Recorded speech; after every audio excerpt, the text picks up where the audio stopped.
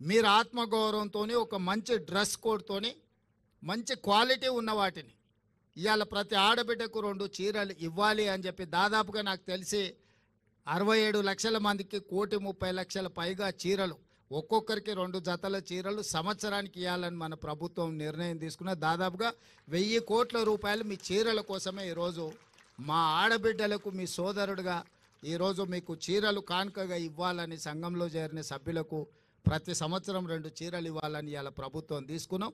వాటి కూడా చాలా నాణ్యతతోని గతంలో పిట్టలను బెదిరించడానికి పొలాల కాడ కట్టే చీరలు ఇచ్చారు. చీరలు ఇవ్వగానే తీసుకుపోయి మన జొన్నసేన్ కాడనో లేకపోతే మన సద్దసేన్ కాడనో మన దగ్గర ఎక్కువ కదా పిట్టలు వాళ్ళకు ఉండడానికి అవి తీసుకొని పోయి బెదురు కోసం కట్టేటోళ్ళం.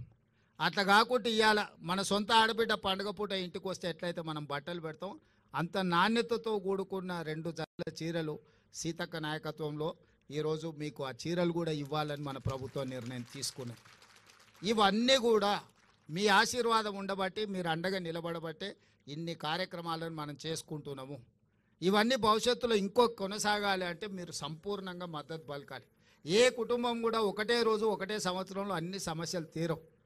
మనం ఇల్లు కట్టాలన్నా ఇంటి ముందర అలుక్కోవాలన్నా పండుగ చేసుకోవాలంటే కూడా ఇల్లు అలకంగానే పండుగ అవుతుంది అని పెద్దలు అన్నారు కదా. అట్లనే ఒక్కొక్కటి పరిష్కరించుకుంటూ వస్తున్నాం.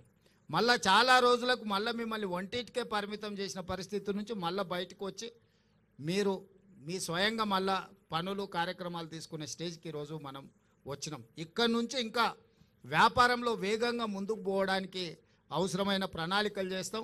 నేను చీఫ్ సెక్రటరీ గారికి అదేవిధంగా దివ్య రాజేంద్రన్ గారు కూడా నా సూచన ఒకటే, ఈరోజు మీరు రూరల్ అండ్ అర్బన్ రెండింటిని సపరేట్గా చూస్తున్నారు. రూరల్ అర్బన్ లేదు. తెలంగాణలో మహిళల ఒక్కటే. కార్పొరేషన్లో హైదరాబాద్లో ఉంటే ఒక రకము, లేకపోతే ఇవాళ నారాయణపేటలో ఉంటే ఇంకో రకం కాదు. మహిళలు అంటే తెలంగాణలో మహిళలందరూ ఒక్కటే. దీన్ని మొత్తం ఒకటే విధానంతో తీసుకొని ముందుకు రావాలి. దీనికి సంబంధించి ఒక ప్రత్యేకంగా మొత్తం వ్యవస్థను ఏర్పాటు చేయాలి. హైదరాబాద్లో ఉన్న వాళ్ళు ఎవరు? మా నారాయణపేట మక్తల్ నుంచో లేకపోతే దేవరకద్ర నుంచో కొడంగల్ నుంచో లేకపోతే కల్వకుర్తి అచ్చంపేట నుంచో మక్తల్ నుంచి పోయిన వాళ్ళే హైదరాబాద్లో ఉన్నారు. ఎవరు ఉన్నా మన చుట్టాలే కదా, మనోళ్ళే కదా ఎవరైనా, ఇక్కడైనా అక్కడైనా.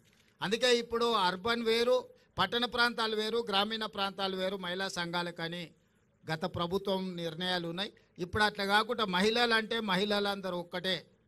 తెలంగాణ రాష్ట్రంలో 1 కోటి మంది మహిళల్ని స్వయం సహాయక సంఘాలలో సభ్యులుగా మార్చాల్సిన అవసరం ఉన్నది. మన చుట్టాలు ఎవ్వరున్నా సంఘాలలో చేర్చండి.